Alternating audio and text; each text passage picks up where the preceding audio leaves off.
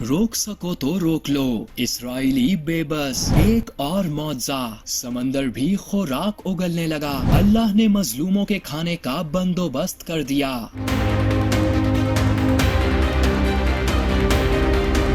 गजा में भूख को जंगी हथियार बनाने पर इसराइल के खिलाफ जहां दुनिया भर में मुजाहरे किए जा रहे हैं, वहीं भूख के दिल दहला देने वाले मंजर देखकर मिस्री शहरियों ने समंदर से समंदर की एक मुहिम शुरू की, जिसके तहत गजा के लोगों तक इमदाद पहुंचाई जा सके।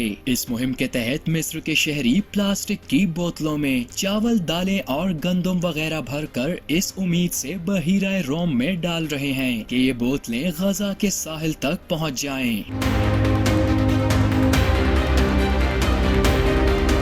अब गजा से एक जज्बाती मंजर सामने आया जब एक फलस्तीनी शहरी ने एक प्लास्टिक की बोतल में दालें पाकर इजहारे तशक्कुर किया। फलस्तीनी शख्स ने वो लम्हा रिकॉर्ड किया जब उसे समंदर में बहती एक बोतल मिली जिसमें थोड़ी सी दाल थी, और इसने समंदर में बोतल फेंकने वाले मिस्री शख्स का शुक्रिया अदा किया। ये बोतल एक मिस्री शख्स ने 23 जुलाई को समंदर में इस नियत से फेंकी थी कि महसूर फलस्तीनियों तक इमदाद पहुँचाई जा सके। इन बोतलों में अनाज और आटा शामिल था जो इसराइली महासरे के शिकार लोगों से इजहार यकजहती की अलामत थी। मिस्र के शहरियों के इस मुनफरिद इक़दाम को सोशल मीडिया सारिफीन की जानिब से सराहा गया। अगरचे ये अमल अलामती नौयत का था, लेकिन इन बोतलों का गजा के साहिलों तक पहुँचना उम्मीद की एक नई लहर ले आया है।